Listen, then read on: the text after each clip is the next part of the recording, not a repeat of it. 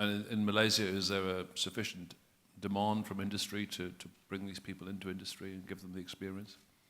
Yeah, or do they have to be forced to do it? Yeah, I think what is need to be done now is that, as I mentioned earlier, that we are serious about that partnership between the industry and the institution of higher learning, and we come up with a more concrete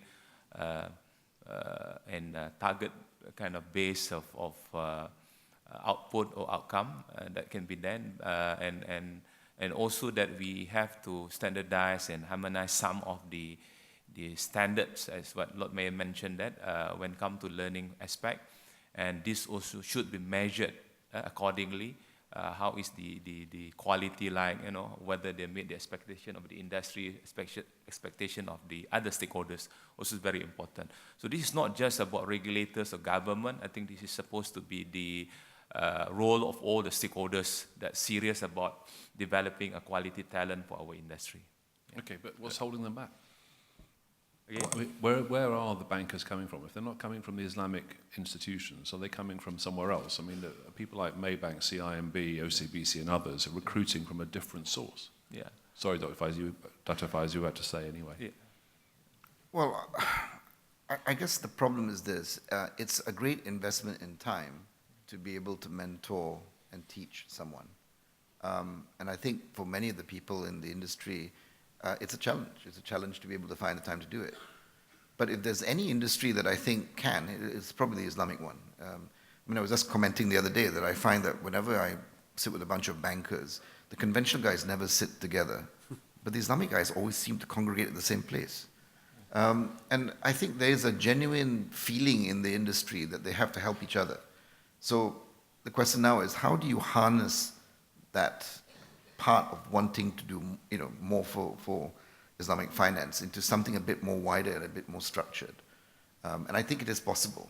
But obviously it's not going to be a volume thing, right? We're not going to be making thousands of people every year apprentices to people in the industry. But to my mind, if you can generate 10 or 20 a year from that process where they've had exposure to a guru in that particular area, I think that would be quite a step forward. Mm-hmm. And is there something, as I said, that you didn't say precisely, but are regulators the people to push this forward? Is it Bank Negara who should be putting pressure on the banks to take people? Or I think we have enough regulations, to be honest. So I don't think it should be regulator-led. It should be industry-led.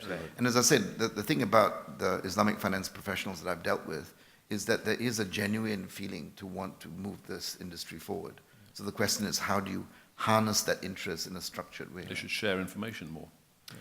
Yes, I believe so. I think sometimes Islamic banks are a bit secretive with their fatwas. Well, I'll test you. How many of you have actually seen the fatwa on the product that you're using? I do think that, yes, there's that balance between confidentiality versus, being more transparent and open. At the moment, we seem to be more on the confidentiality side. But I can't see how you can move an industry if you can't replicate the product.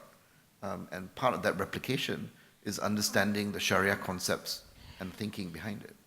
And I think there's perhaps a little bit too much secrecy on that. Well, ladies and gentlemen, I was watching a film last night where the head of the FBI said that there was one thing he was absolutely certain, two things he was absolutely certain about. One was his own death, and the second was that he wouldn't be in that job forever.